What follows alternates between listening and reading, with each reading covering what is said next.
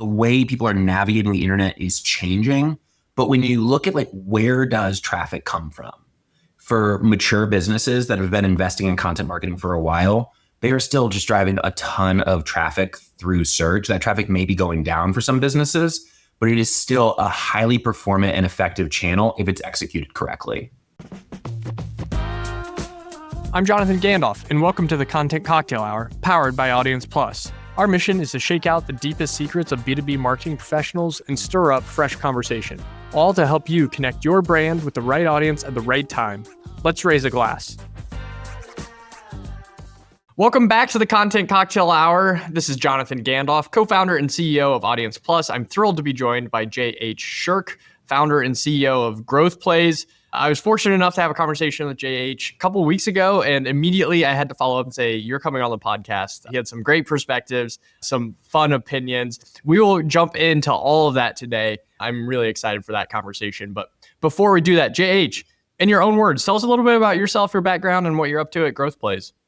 Yeah, Jonathan, thank you so much for having me on the pod. So Growth Plays is a B2B content strategy and SEO agency. I'd say we run the full gamut of SEO, from the deeply technical and analytics, a lot of GA4 tag management work, to just a ton of content strategy that really focuses on generating pipelines. So rather than going for the most high traffic terms that we can, we really focus on how do we map content to stages of the buyer journey, to pain points people have that the product solves, and then really build a clear user journey to becoming a customer through content. So we definitely leverage search, but we leverage a lot of other channels as well to help boost organic search. And we're also starting to dive pretty deeply into both AI for executing on search and also AI getting surfaced in sort of the AI answer engines like ChatGPT and Perplexity and Claude. As search gets more and more fragmented, we're trying to sort of stay ahead of the game instead of just sticking with traditional SEO, because you think it's evolving far beyond that. I have a lot of questions. I'm excited to learn a lot today. But JH, this is the Content Cocktail Hour. Before we jump into all of that, we always ask all of our guests, what are you enjoying drinking nowadays? So I was lucky enough to pick up some 2001 Dominus Estate. It's like a Bordeaux blend out of California. The guy that makes it, he also makes Petrus, which is just a absurdly expensive bottle of French wine. But this is California. It's really solid. It's kind of the end of its drinking window. So I'm working through that before any of the bottles go, hopefully before any of the bottles go dead. I got it at a steal. So that's sort of the one I'm really cranking on right now. I'm always so jealous of our California guests. They're always drinking something really awesome, some really great wine. Here in the Midwest, it's always like beer, bourbon, the California coast. You guys get some good options out there. Yeah. It's hard when you're driving through and you see all the vineyards. You're like, I should just pull over, see what's going on over there. So, and I have some family members in wine, so I'm pretty into it. I'd say it's a nice hobby of mine. Love that. Awesome. Well, okay, so you mentioned you're an SEO. I'm a little confused about what we're going to talk about today, because everything I read on LinkedIn says SEO is dead. Is that true? What a polarizing question to kick this off. I want to shout out Ryan Law at Ahrefs. Yeah. He's a peer of mine, really smart guy. And he wrote this article about SEO is the worst it's ever been. It's also still your best marketing channel. So I think the reason why people have such a hard time quantifying SEO is because most people are pretty bad at attribution, and they have a hard time understanding how to attribute a user journey across multiple visits on a website, offline events, and really understanding how is this playing to our bottom line. Because when people sign up, I don't go on a demo unless I know I'm probably going to buy the solution. I'm not just spending my time demoing software tools all the time because I'm curious about something. It's really I do a lot of research online. I visit a lot of different sites. And by the time I'm ready to sign up for a demo, I'm usually Googling the brand term and converting there. So if you're looking at a last click attribution standpoint, or even some W-shaped attribution models, oftentimes a lot of the credit goes to brand search, maybe a PPC landing page. But I think really SEO is not as strong as it used to be. I got started in 2009, 2010, and it was the whole world essentially revolved around Google. And social media wasn't so much feed based, and it didn't capture so much of it. It was the Facebook wall, and LinkedIn didn't have a feed. So we were very geared towards Google is how you navigate the internet. Similar to when you first were a kid on chat rooms in AOL. It was AOL is how you got on the internet. That is no longer the case, and it's become much more fragmented across social media. And now we're starting to see ChatGPT drive significant traffic for some websites. Perplexity starting to drive some more traffic as well, although not nearly as much as ChatGPT. And I'd say like the way people are navigating the internet is changing. But when you look at like where does traffic come from? For mature businesses that have been investing in content marketing for a while, they are still just driving a ton of traffic through search. That traffic may be going down for some businesses, but it is still a highly performant and effective channel if it's executed correctly. I appreciate you letting me poke the bear there a little bit with that direct question. It's funny, I worked at an email software platform in the late 2000s, early 2010s, when social was becoming a really big deal. And I remember just all the time, it was email is dead. And here we are, 15 years later, and email is alive and well, just as search will be in the future also. I also appreciate some of the self-awareness, though, that you admit that it's changing. It's maybe not as strong as it used to be. I think there's some people maybe dying on the hill of like, no, it's still great. It's still just as good as it's always been. But I appreciate some of the self-awareness there. Well, I think one, Yoast of all published this piece about like how they created this plugin for WordPress, and it really altered how people created content in WordPress. And it led to this like over optimized, what Will Reynolds, really brilliant CEO of SEO Interactive, who I used to work for, calls the sea of sameness, where everything kind of looks the same in search. And I think the future of search is actually trying to like differentiate and have bold opinions. And I'd say with, tying this to Audience Plus, I think that search is really like a landing point. And then you can use sort of like the more sticky, non-algorithmic performance content. So the things that aren't designed to get tons of likes on LinkedIn, or things that aren't designed to get number one rankings in Google. You can use traffic from Google and traffic from social media to kind of dive into things that are more about like parasocial relationships and really staying around for like the long term. Like you may discover Lenny Rachinsky's, like Lenny's newsletter through organic search. They have some articles that rank pretty well. Or you may discover it through social, but then you sign up and you stay and you subscribe. So I think like search is a great introduction, but is search the thing that like pins together or like strings together the entire user journey anymore? I don't think so. And I think that all channels are essentially not, like Andrew Chen wrote about like all channels are performing pretty badly right now. I think it's more about like how people are executing. I think, the real challenge is like the channel is really what you make of it. And if you don't approach a channel like in a creative, unique, engaging way, then you're just kind of executing it the same way that everyone else is. So how do you expect to win when you're just like tactically doing the same thing as everybody else? You need a unique point of leverage to win. And I think that like as search has become more saturated, people are like, well, it's just much harder now.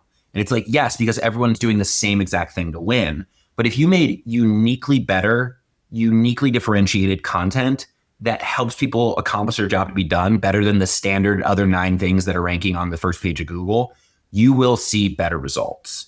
So it's more about like getting away from checkboxes and really going back to first principles of how do we do this better than the competition? And what is our unique leverage? Yeah, you mentioned Andrew Chen. This cold start problem is like, you can see all my dog ears in here and how torn apart this book is. That's like my Bible for running our business to a degree. And I think also the like law of shitty click-throughs, right? Like that kind of creates that sea of sameness where we're all like, we see what works, we see the playbook and everybody starts doing it and you get worse click-throughs. And it's just, yeah, it's really interesting. You did mention something though at the top that I think is really interesting. And I'd love to maybe pick at just a little bit, so self-admittedly, and you and I have talked about this last time we met, like SEO has always been a bit of a like, not necessarily a blind spot for me, but it's never throughout my marketing journey. It's never a spot I've gone personally super deep on. I've been fortunate to work with experts. So I've always let them kind of be the experts in that domain. But almost like everybody in SEO, they're always saying their KPIs are rankings, like where your rankings, what page you're on, visitors, traffic, clicks. But you said generating pipeline, which I feel like that's maybe a bit unique perspective of, I mean, everybody will say they want to generate pipeline, but you kind of used that as your KPI for how you and Growth Plays perform. Can you just maybe tell me a little bit about that? And is that as different as I think it is, as I hear it? I mean, I think everyone should be doing it. But I mean, really, with the tools that we have today, like whether it's HubSpot or Bizible or shout out to Tim Dalrymple with Roadway AI, you can get a very solid understanding of how does a visit become an opportunity and then how does it become closed won pipeline. So I'd say like if you are an SEO professional working in B2B and it's not like something where you can just like self sign up and convert that way, like you need to be following deals through the CRM And HubSpot has some amazing reporting. There's a guy on our team, John Amos, who does fantastic HubSpot reporting and shows sort of like content source pipeline, content influence pipeline. And you can really get an understanding of like, how does content assist the buyer journey? Are we closing deals with content? No, that's the sales team's job. And like, I'm not going to take credit. We can mainly like get a qualified lead in the door. It'll then get qualified. And then it's really sales takes over. But if that lead or that account is reading content and coming back and engaging with that stuff over time, that usually leads to a higher lead score for most companies, or it correlates better to the deal closing. So I'd say content really assists that buyer journey over time. And if all you're doing is just being like, hey, we got a number one ranking, fantastic, but it's, I don't know, like marketing memes and it doesn't do shit for your business, then who cares? When times get tough and executives look at like what's actually driving the business forward, if you can't say what I do brings in business, you're likely going to get either your budget reduced or your job cut. So I'd say sticking close to the money is something I advise anyone to do in a marketing role. Like if all you're saying is like, I bring good vibes, then that's very easy when times get tough for the vibes to be turned off. So really proving your value and being able to make a business case for why your channel should continue to be invested in is key. So when we don't get CRM access, when we don't have attribution, it feels like we're flying blind, because it's like, well, we're just going to go for clicks. Like, how do we know this is actually converting? And then when you can say like, hey, so we spun up these pages and most of the traffic coming there, not good. Like most of it's going to bounce. A lot of it's going to be unqualified. But like this deal from MasterCard came in and it's a $200K ARR deal. And the very first thing they touched was like this page. Then they went over and they looked at like a product page. Then they came back 2 months later because maybe they opted into like an RFP template or something like that. And they came back 2 months later and then requested a demo on the homepage after like attending a webinar. You have a very clean story to tell of like, hey, we made the introduction there. The webinar kind of brought them in, got them more engaged. And then they opted in, talked to sales qualified them. So like that is the channel doing its job. And I'd say the thing is though, is like, while I like looking at like closed won revenue, I think it's really about opportunities and how much actual pipeline can we source, not can we close, because that's not our job. That is 100% on the sales team. And I don't want to take credit for that. And I also don't want to be responsible for that. So it's really about like, how many qualified opportunities can we get in the door? And if your content is not driving qualified opportunities, then that's a bigger issue that you need to be looking at. Yeah, especially in this macro environment with the headwinds, like if you're not tied to revenue, as you mentioned, roles are being cut, budgets being cut, et cetera, et cetera. Cool. So I'm going to apologize now. You might be tired of talking about this. It might be cliche at this point, but AI SEO, you did mention it at the top. I've seen GEO, I've seen AI, EO, which sounds like an old McDonald's song. Regardless of what you want to call it. So let me maybe share my personal understanding of what's happening right now in that space. I know I'm not going to be the in-depth expert on it, but I'm trying to stay educated on it. So far, much of what I'm reading and seeing is that good SEO practice is good GEO practice. There's still a lot of kind of maybe dark arts to the GEO, and like there's still a lot of unknowns, maybe is the better way to put that. For a business who does think about and care about how their brand shows up or their business shows up in GEO, and I would argue most of us in the B2B space should care about that, is there anything we all should be doing right now based on how those AI engines are behaving? It's a great question. One, I think earned media is going to be very important. So like from what we've seen, like companies that have a solid brand and solid earned media do quite well. I'll also say like if you're an AI solution, you have an advantage in these tools, because I think these users that are like early adopters of ChatGPT and Perplexity, they're often looking at like other AI tools to add to their workflow. So we do see like AI native or AI enabled tools getting more traffic from these things. Also, open source software does quite well in generative AI search engines or generative AI engines, because oftentimes like developers are using them, they're troubleshooting, they're trying to figure out what's going wrong rather than reading the docs. They sort of use that to regurgitate the docs with the context of like their problem.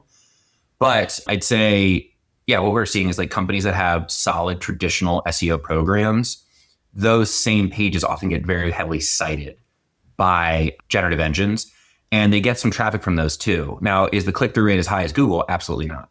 But, is the click-through rate high on like outdoor advertising? No, it's not. It's about like brand awareness. So we're looking more at tools that sort of show like brand coverage and share of voice versus like how many clicks are we getting. And I think attribution is going to become much tougher. But that's why we're looking at market share in generative AI for the various like topics we want to show up with. So I'd say like companies with solid PR, a solid online presence, they tend to do quite well. So I think it's like PR, branding, earned media, and also like owning your topic online and being heavily cited. We work with one company that put together a framework. It's a venture capital fund that put together a framework for evaluating AI native applications and AI native startup investment. And other people wrote about that framework. So there's a lot of writing around like, hey, here's how this venture fund is evaluating these companies when you think about raising. And now we see that concept cited heavily and then being credited for that. So it's really about, I think, like coining phrases instead of just like going after keywords. Like, I think of like Mark Andreessen's Time to Build post that he wrote a few years back. I remember like looking in an SEO tool and seeing like, oh, there's a lot of search volume for Time to Build. Like people are like creating things that are not just like creating new concepts that people end up searching for, or coining phrases or meaningfully adding to the conversation instead of just rehashing it. So that's what we see sort of influencing AI. Still, it's like really, really early days. And the team at Graphite, Ethan Smith, put out this great poster and he basically said, it's likely just like SEO, there's like, let's say there's 100 things you can do. There's like 5 that actually matter. And the rest of the 95% is just like activity that doesn't add a lot of value, but maybe the SEO tools say it's worthwhile. Now, generative engine optimization or answer engine optimization, it's likely going to be the same thing. There's like 5% of stuff moves the needle, 95% doesn't. But out of everyone I know that's working in this space, no one's been able to confidently and repeatedly make an impact here. So we're all still figuring it out. And I'd say if anyone is approaching you being like, we know what we're doing, it's exactly these things, you got to do it this way, I'd be a little wary of that pitch because it's such a new space. It's evolving so fast. Like ChatGPT just really improved its memories. So now it's like highly, highly personalized. I was interacting with like the voice aspect of ChatGPT, and now ChatGPT's answers are very much in my voice using vernacular that I use. I'm like, ooh, I should delete those. So it's not influenced by that anymore. But like it's becoming highly personalized. Claude just got web access. Like it's important to keep up with the space, test, figure things out. But I'd say if anyone's really confident about how this stuff works right now, I'd be curious why. I appreciate you saying that. I've had a few customers ask like, what are we seeing? What are we hearing? And I've shared that similar perspective with them based on what I've, again, just have read and kind of watched. Like there's not a lot of data right now. There's not a lot of like evidence right now. And I do fear there's some of that like predatory, because it's unknown, there are bad actors coming into the space kind of trying to take advantage of the unknown. So I appreciate your perspective on that. I also really like how you led the answer to that question with thinking about the person who's using the tool instead of just the tool as like an early adopter. Like it sounds really obvious when you say it out loud, but I've never really like thought about the generative engines like from the actual user perspective. And I'm kind of sitting here like shame on me, and I think that's like a very like foundational marketing lesson of just like putting yourself in their shoes and what are they interested in. Maybe that leads to some of the phrases that are more likely to work in the GEO world than otherwise. But I just, that was a really good framing. That's like, oh yeah, let's actually put ourselves in the user's seat as opposed to just thinking about the tech. So let's say you've got a lot of history on ChatGPT and it knows, hey, I am a performance marketer or I am a customer success manager. And it's like, that's what I do. I ask it tons of customer success questions. And then you got someone else that is an HR professional and asks a ton of like employee engagement questions and hiring questions and questions about exit interviews and how to structure those. And both of those people, the performance marketer, like the CSM manager, whatever, and then the HR person type in, how do I calculate retention rate? My assumption here is that it would think about for the CSM or the performance marketer, retention rate for customers. For the HR professional, it would think about retention rate for employees, and it would provide different results. So I really think like that history it has saved on you is going to influence the output pretty dramatically. Whenever there's ambiguity, it's going to skew more towards personalizing it towards your role or your interests. Yeah, that's fascinating. I think we're also just in the early days. And I think we've got another customer who he shared the perspective, he doesn't need to be the person like running through the wall of GEO. Like you're going to end up with a bloodied head and some bumps and scratches when you do that, but you need to be prepared to step over the wall once it's kind of broken down, right? Once it is kind of, we're starting to figure it out, you need to be ready and kind of mobilized and eager to move fast into that new world. So really appreciate your perspective there. JH, the last question we always ask all of our guests, what's an unpopular opinion that you have as it pertains to B2B marketing? I'm going to get in trouble. That sounds like a goal, but that means this is going to be a good one. I like it. This is an unpopular opinion, but I think bold moves get bold results, and most companies are afraid to take bold action. And I think what that leads to is like tactically optimizing for channel performance or, minor click-through rate challenges. But instead of like being creative, taking a chance, sending out an email that could get a ton of unsubscribes, they'd rather play it safe. And playing it safe, while it doesn't get you shit canned, it doesn't get you very far. So when I think of like every big win I've had in my career, the chance of failure was large. And I remember a buddy of mine, Austin Gunter, we worked on this big content hub, and it was a major launch. And they invested around $40,000 in art, content production, promotion. And it was a very early stage company, didn't have a lot of funding at the time. And I remember talking to Austin about it later. He's like, oh yeah, if that failed, I would have been fired and you would have lost the contract. But it worked really well. It touched 33% of all pipeline for the next 6 months. Wow. It was an effective launch, but it was a huge risk. And there was another time I was at, when I was in-house at a company, I basically spent like 4 weeks building a single asset, but that asset predictably generated around like 15,000 visits a month, where whenever you clicked through, it actually brought you into the product and gave people exposure to the product. Similar to like if you were like looking at like sandbox demos or something like that. It was like an examples thing, but it was all inside of the company's product. It's cool. And if that didn't work, would have easily been terminated. They're like, this guy spent a month on this and it did nothing. So it's like most marketers just want to play it safe. They want to be like, okay, we know there's search volume here, or we can just like spend $2 to make $1.01, and incrementally that'll work. But it's like, what's like a really bold, risky thing that you can do? And most teams aren't asking themselves that. They're like, what can I hit that will allow me to stay employed? So I think that risk is not popular, and risk is what drives us forward. Without risk, there's no reward. Especially right now, I think the brands that are being more bold or taking risks or, broadly like investing in brand and something that might be a little bit squishy or a little bit more difficult to measure, like it really stands out. Like over the last like year or two, when so many budgets are being cut, teams being cut, like it's almost like zig when they zag a little bit. And the brands that are doing this right now, like they really jump off the page. I can think of 5 or 6 examples just off the top of my head. And yeah, I think to put that down to the personal level, so I think playing it safe, you'll keep your job, but you won't get promoted. And I think like for individual marketers, like the ones that place the big bets and can show the impacts, those are the ones that are going to also grow the kind of career ladder faster as well. So I love that perspective. I appreciate you sharing it. Awesome. Thank you. I appreciate you having me on the pod. Of course. JH, if people want to learn more from you or learn more about Growth Plays, what's the best way to do that? I'm on Twitter at JH Scherck. Just search for JH Scherck. And then started to post a little more on LinkedIn because my reach on Twitter X now is way down. So check it on the LinkedIn too now.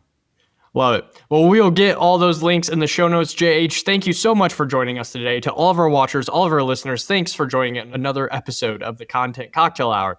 Until next time, same place. Cheers. Thank you for joining the Content Cocktail Hour powered by Audience Plus. If you want to see more episodes or more resources curated for your role, join us at audienceplus.com. See you next time, same place. Cheers.